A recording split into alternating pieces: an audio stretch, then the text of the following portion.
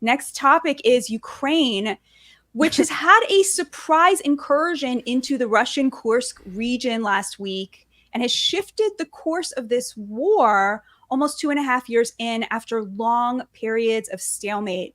Ukrainian soldiers have posted videos giddily showing off how easily they pushed over the border and through Russian lines of defense. Let's take a look at some of that.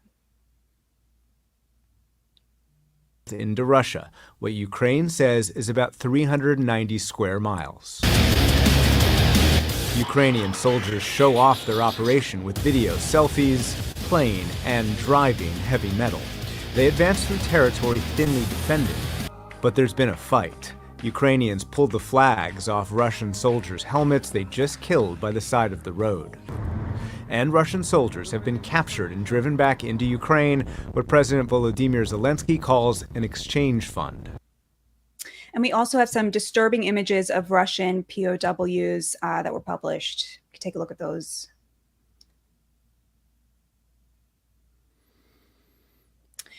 So how significant is this? How significant is this going to be? Given these military successes, does Ukraine push ahead now, or is this actually an opportunity to negotiate a peaceful end to the war? Peter, I want to start with you. I'm wondering if you can set this up for us in the political context in the United States. So the realignment, we were really seeing that in the context of Ukraine, right? The Democrats have emerged as kind of the pro-Ukraine side and the GOP as the more Ukraine skeptical side, the more anti-war side. So talk us through how this military success, this very unexpected, very significant military success of this Ukrainian incursion into Kursk reflects on the conversation that we were having here in terms of our political divide. Well, recall that just 4 months ago, J.D. Vance published a piece in the New York Times saying, hey, look, the reason that we shouldn't support Ukraine is the math. He kept talking about the math and how they're just they don't have enough soldiers. They can never have enough materiel, and there's just no way. There's no conceivable way that they could win this. And so we shouldn't support a losing cause. And it was a specious argument then. And it's an even worse argument now. And I guess, look, we don't know how, like where this leads. I think probably the reason the Ukrainians push into Kursk, into Russia, is they want to buy some territory so that it's harder for the Russians to launch missiles into Ukraine. So does this mean that Ukraine is actually going to reverse the course of the war? I don't know, but at the very least, it should make Republicans who have been, in my view, sort of just a disgrace on when it comes to Ukraine, think twice, or at least be forced to ask some questions or answer some questions about what the U.S. role should be in all this. So, Bridget, you and I have talked a lot about how a lot of Americans don't really understand why this is our war, why we're funding this, why so much, American taxpayer dollars are going to this war. Do you think that this changes that calculation for anybody? Or is this still an issue that is pretty, irrelevant to how Americans think about their lives? Where are you on this? So Ukraine is a country in Europe. It exists next to another country called Russia. Russia is a bigger country. Russia is a powerful country. Russia decided to invade a smaller country, Ukraine. So basically, that's wrong. Can I run for president now? Yes. For anybody watching who didn't recognize Bridget's wonderful impression of our vice president and possible future president Kamala Harris, that was her summary of the Russia-Ukraine war. Was it 2 years ago, 3 years ago? Well done, Bridget. Well played. Thank you. Because I'm not an expert in this, I'm way out of my depth. I will say I have noticed there are a lot of tattered Ukrainian flags up around in Rhode Island. That was something that stood out to me. So it seems like something people were really caring about at one point, and I'm not sure if that's fallen out of fashion or how people feel about it now. It does. I have heard people say things like, oh, I might take it down because ever since Israel, it's not really like the thing. So it's funny to just hear normies talk about this. It's wild. So I don't know now that they're like winning again, if they're going to get excited and get a new Ukrainian flag to replace the tattered, fading one. Michael, I want you to respond. First of all, I want you to reflect on how did Ukraine become the current thing for so many sort of in the Democratic Party, but also, do you see this as changing the calculation? Should Ukraine keep pushing forward militarily, or is this a good opportunity to seek a peaceful settlement to this war? Well, the first question first. I mean, I think it became the thing amongst a lot of people, and amongst those people in Rhode Island, and I was just in Massachusetts, and I see a lot of the Ukraine flags there too. It's because Joe Biden's the president, right? And he had a policy to support the Ukrainians, but it's also because, it's a pretty morally clear position to take that it is wrong to invade a neighboring country and try to take its capital and kill countless, tens, if not hundreds of thousands of people in doing it. And that includes, Russian troops, Ukrainian troops. I mean, the whole thing is an unbelievable tragedy. I went to Ukraine about 3 weeks after the war started, and it was something to behold. I mean, to see a country where everyone, when I was going across the border in Poland to Ukraine, and to see almost a country trying to get out of the country, it looked like it was emptying out, and that's a hard sight for people. And I think that the idea, and people can debate this, I think it felt like the moral position on this was very, very clear. I think when we're trying to figure out the strategic objectives here, it's kind of hard. Zelensky obviously has this has been fantastically successful, and I think that a lot of people thought it was going to be a disaster. And that sort of figure, trusting the Ukrainians, but if we look at Russian telegram channels, this seems to be true, that they have taken in the past week, 2 weeks, the amount of territory that the Russians have managed in the last 8 months. So what are they trying to do? I think Peter's right that they're hitting airfields. They're trying to destroy the capabilities of, sort of mortar fire from the border. And they're also trying to divert troops. I think that's one thing, but the troops aren't being diverted. So what is happening? I think the most important thing that you see here, and you do not see this in the Russian media, because Russia is an authoritarian country, which I would just say it's a dictatorship. It is a dictatorship. And the state-run media is not showing them much of anything. But what's happening now is conscripts, is full mobilization. And I think that is definitely in the mind of the Ukrainian leadership, is that how do you negotiate out of a war?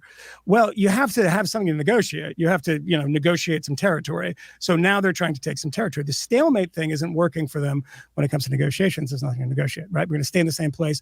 We give you Luhansk, Donetsk. They don't want to do that. So let's get a pocket here in which you bring up a lot of young kids who don't know what the hell they're doing. You annoy the parents, and they start a sort of small protest movement, you hope, way down the line. Because remember, one tiny fraction of the number of Russian dead in Ukraine died over the course of the Afghan war.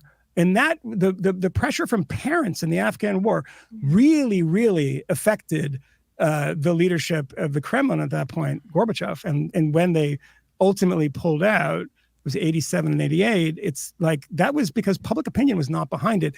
Now, weird to say that there is a much tighter grip on public opinion in Russia now than there was in 1987 in the end stages of perestroika and glasnost in the Soviet Union. Peter, a couple weeks after the incursion, Putin kind of he gave an interview in which he made clear that his conditions for immediately withdrawing all troops, of course, you don't have to believe him at his word, but his conditions was a kind of ratification of the status quo before the invasion. He said he wanted a commitment that Ukraine would not join NATO. It was not in NATO. He wanted a recognition of the Luhansk, Donetsk regions, the Donbas area, as an independent republic, which it was at the time, and Crimea as part of Russia, which it was at the time. And I think a lot of people understood that sort of eventually when both parties were willing to sit down and negotiate, that would eventually be a sort of rubric upon which they would have to agree to stop the war. I wonder, first of all, if you think that is true. And second of all, does this change things? Does them having Kursk to negotiate with now mean that Crimea is again in play for the Ukrainians, or that the Donbas Donbass region is in play for the Ukrainians as a demand to end the war. So I have no idea what territory Zelensky is willing to give up or not, reconsider or whatever. I think that really this is about sort of what the West does now, because the fundamentals in Ukraine and Russia have actually, I think, not shifted that much. The question is, does the United States help Ukraine do what it could have done probably a year ago, or do we just sort of hang back? And I think if we do that, then ultimately Russia will eke out some kind of victory. So I don't know. I mean, everything is very up in the air. I don't think that the Ukrainians' recent victories in Russia change the fundamentals, in the sense that you either saw Ukraine, like Israel, as part of the tip of the spear of the fight of the West against the authoritarians, the barbarians, or you didn't get it, and you didn't see that Ukraine, Israel, Taiwan are all part of this kind of sort of intercontinental struggle against backwardness. So if you were on that bandwagon, or if you were in that camp to start with, then yes, we need to help them. And if you weren't, then I don't think this changes things much, unfortunately. Well, there are some people who think that, Israel and Ukraine are not really that comparable, but we will set that aside. Bridget, do you think? Right. Who's that, Batya? Yes. No, I know. Does she have 3 names? Those people are wrong, but And yes. hang out at cop bars? Who is this person? I'm sitting here just wondering if it's Ukraine flag or Ukrainian flag. That's how smart you guys are. Very good question. Well, Bridget, it's a really important question. Do you think Americans care? Do you think Americans care about foreign policy?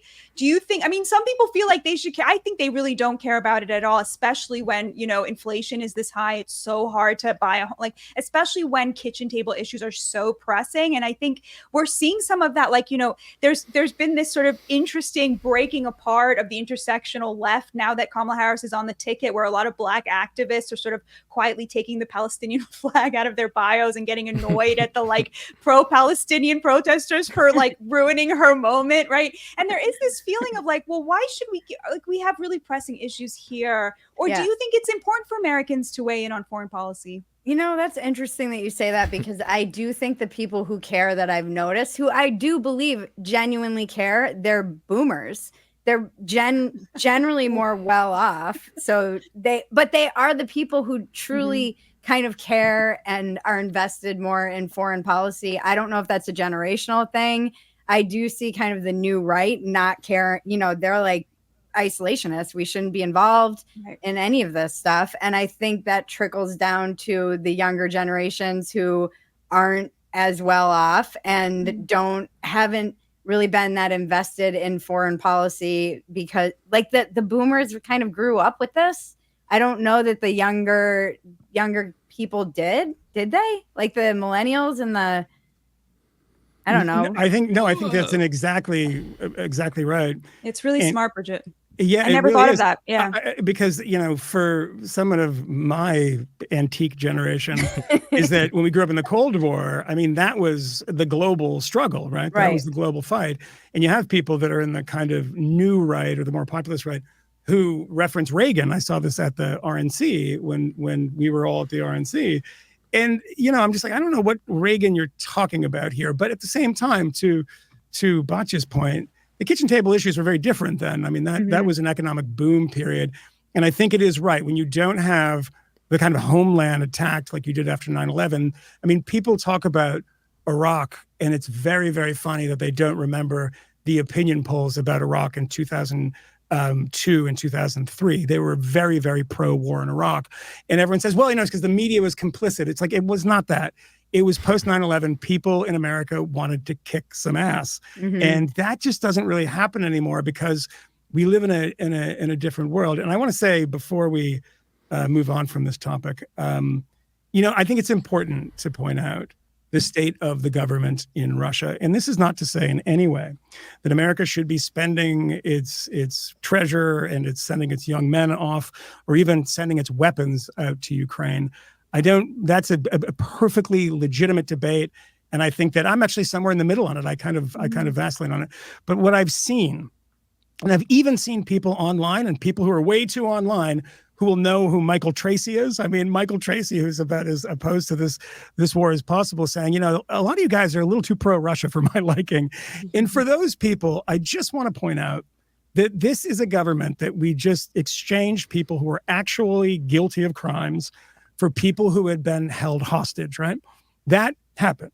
And we're not done with it because we were negotiating for hostages. And there's a woman that I wanted to reference because this morning, Kesanaya Carolina, who is an American citizen, a resident of Los Angeles, a ballerina, who when she was in America, not in Russia, donated $51 to a charity that helped Ukrainian orphans or refugees or something.